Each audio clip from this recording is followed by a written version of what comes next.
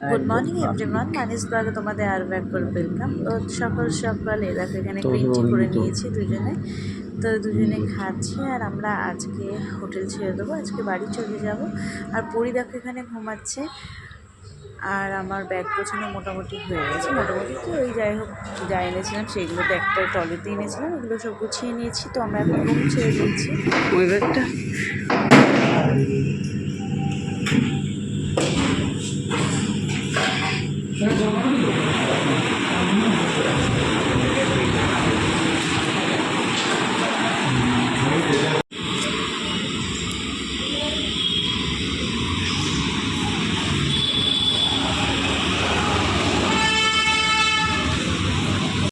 আমরা তো গোছগাছ করে বেরিয়ে পড়েছি আর অর্জুন আসছে গাড়িতে জিনিসপত্র রাখছে। তো একটু চা খাইনি, সকাল থেকে গ্রিন টি খেয়েছি, তো একটু চা খাবো। আমার আবার চা না খেলে হয় না।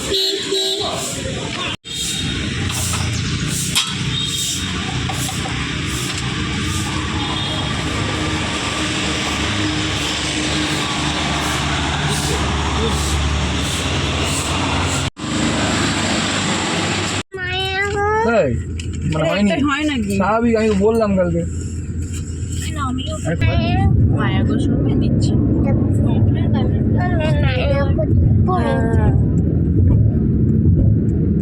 হ্যাঁ মা, ছোট ছোট কাশফুল মায়া দেখবো।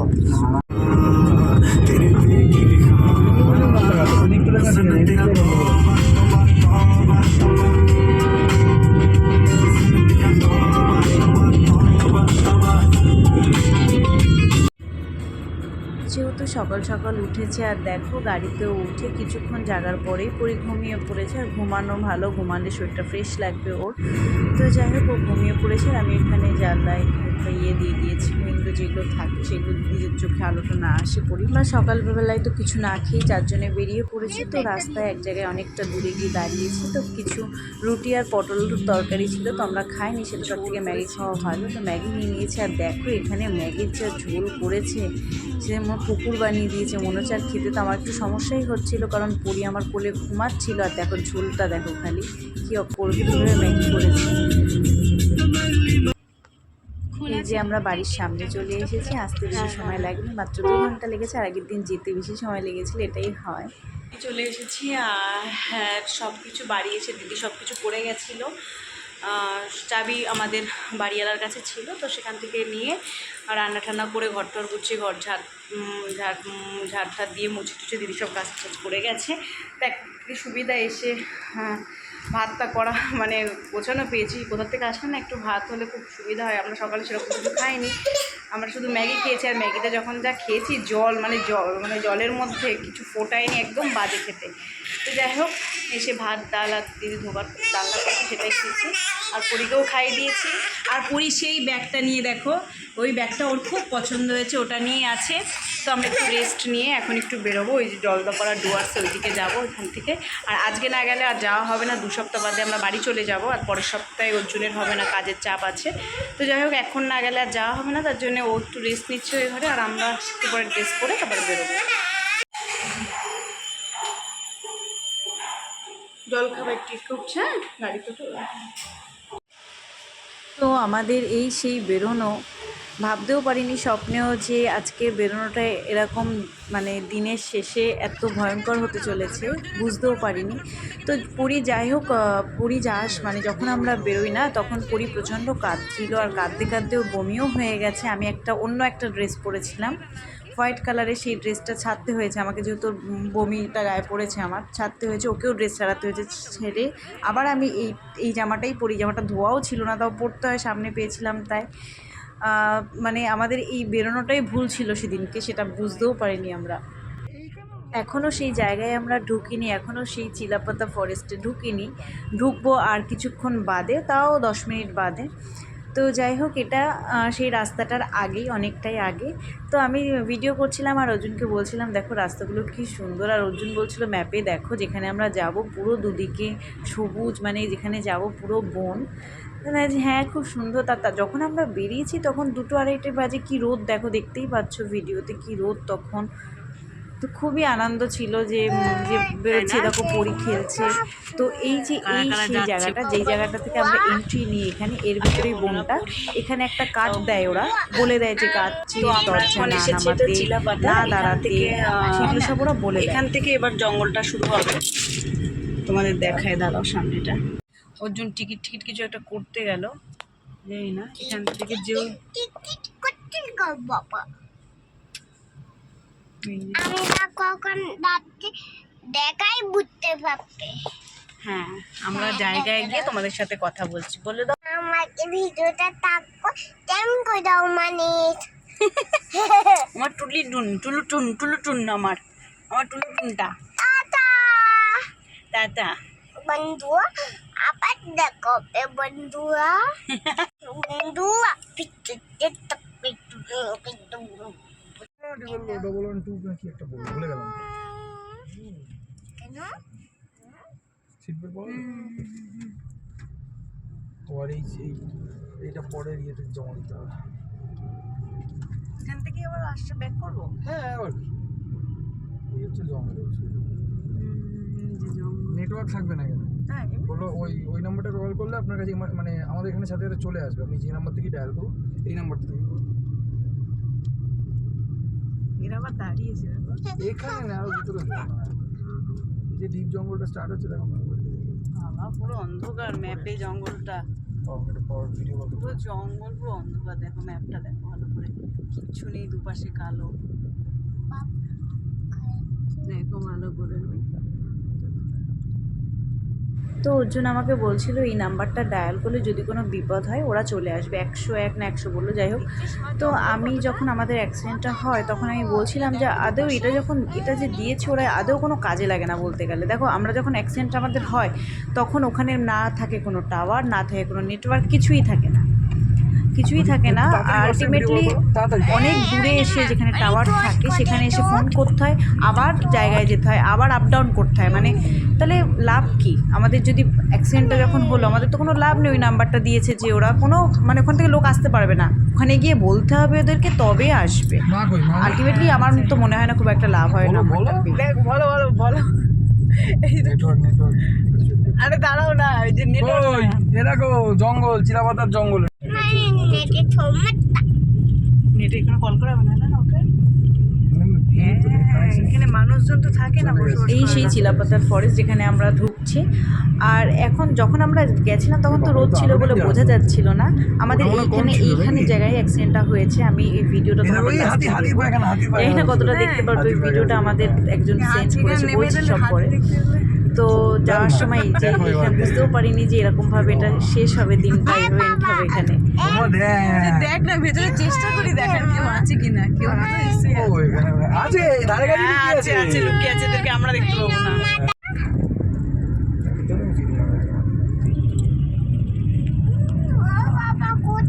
ও না গাড়ি ভেতরে। এখান থেকে আসলাম তো প্রচণ্ড জঙ্গল, মানে দুপাশে। ওটা হলো চিলাপাতা ফরেস্ট।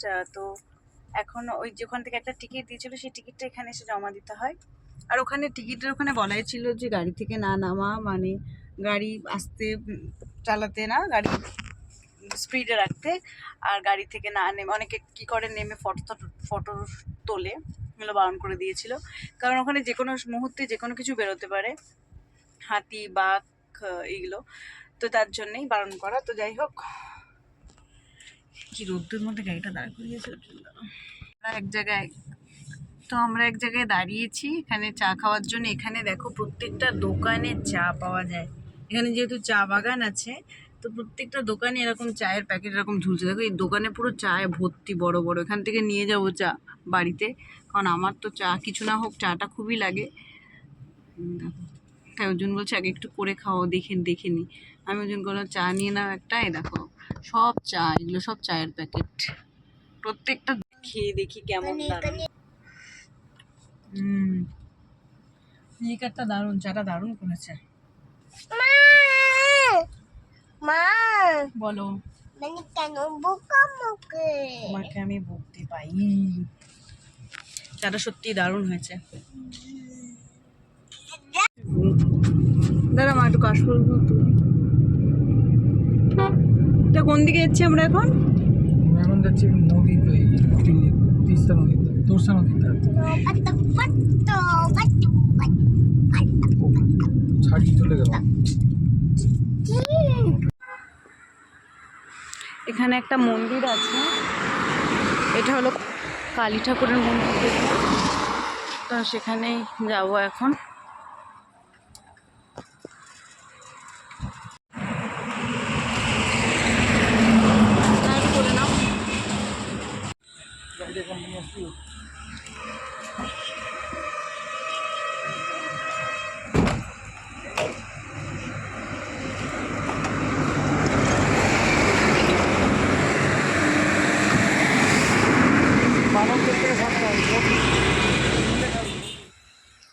আমরা যে কালী মন্দিরটায় এসেছিলাম তো খুব জাগ্রত কালী মন্দির, শ্মশান কালী। আর পাশেই দেখো এটা হলো তিস্তা নদী, অর্জুন বলল। তো ওর জন্য ওই জলে পা দিয়েছে আর আমিও দিয়েছি। দারুণ জায়গাটা দেখো, নামাইনি। এই যে এখানটায় মন্দির ঠাকুরের। দেখো মন্দিরটার ভেতরে ছবি তোলা বারণ ছিল বলে ছবি তোলা হয়নি। পরিয়ারে হিসি করে ফেলেছে, প্যাম্পাসটা ভিজে গেছে, তাই ছাড়ালাম ওকে আবার। অর্জুন গেছে সাহস করে, দেখো যে পাহাড় দেখা যাচ্ছে।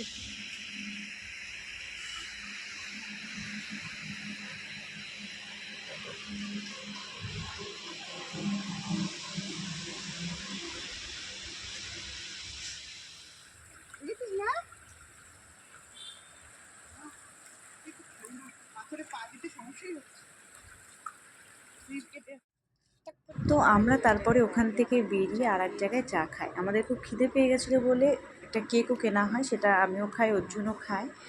আর এখানেই আমার শ্বশুরমশাই ফোন করে, কথা হয়।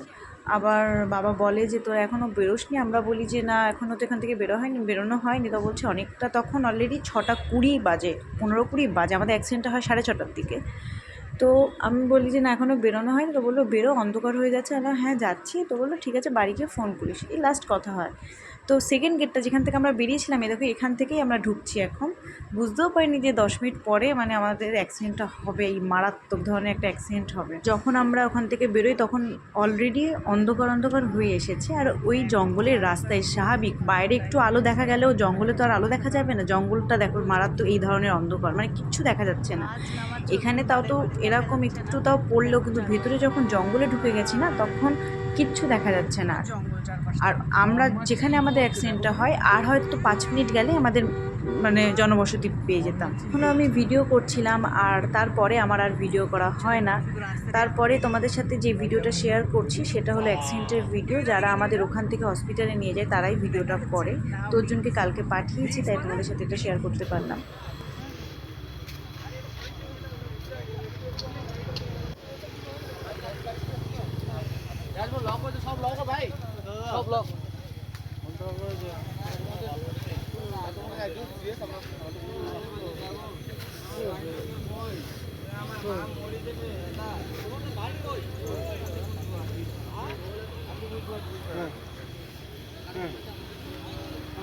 আলিপুরদুয়ার ব্রিজের ওইখানে বীরপাড়া।